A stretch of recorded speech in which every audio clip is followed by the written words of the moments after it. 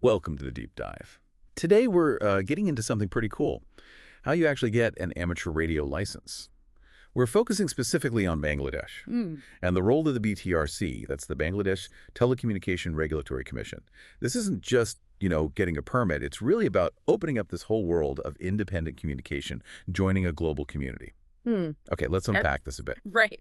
And what's fascinating here, I think, is how it blends the theory with, well, practical skills. So to even start, you've got to be a Bangladeshi citizen and at least 18 years old. That's the baseline. Then there's the application process. You'll need to pull together your NID, a recent photo, proof you've got some educational qualification, and send that off to the BTRC. But the real gateway where the learning curve really kicks in is the written test. Ah, the test. Not just a formality then. Definitely not. It goes pretty deep into radio theory basics, things like how signals travel, different modulation types, antenna fundamentals, and crucially, the rules. The regulations governing the airwaves are a big part of it. Oh. Oh, and if you're aiming higher for Class A, you also need Morse code. Morse code, still relevant. Absolutely. Still incredibly useful, especially in tricky conditions, low power, lots of noise. It proves its worth.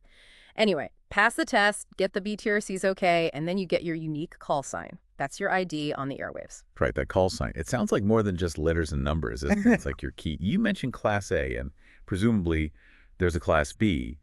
What's the actual difference for someone operating in Bangladesh? Why go for the harder Class A? That's a really good question. It gets right to the heart of it. So Class B generally gives you access to VHF and UHF bands.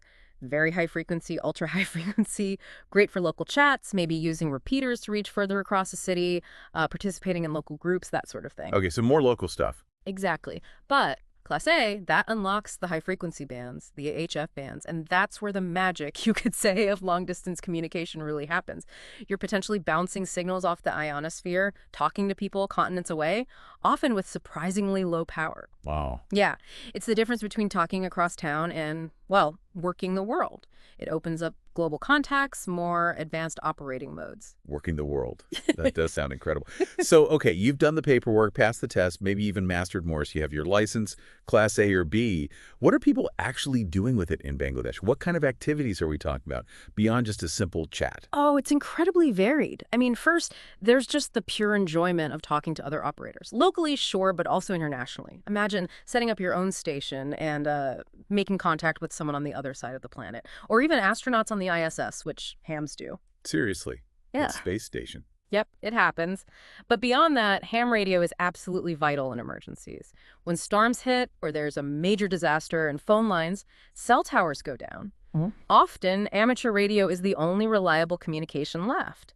Hams step in, relaying critical information, coordinating aid. It's a huge public service aspect. That's powerful. It really is. And for anyone interested in tech, it's a fantastic playground. Building antennas, experimenting with digital modes, even designing your own radio gear.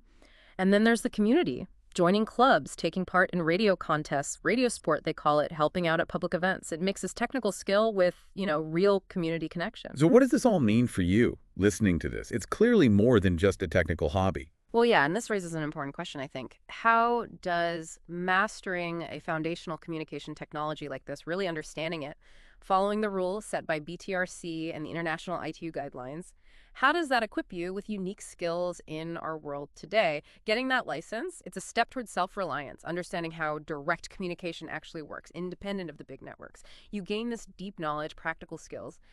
And it's not just for fun, though it is fun. It's about potentially providing really crucial support to your community, especially when other systems fail. It's about connection, contribution in a way that's quite unique, something to think about.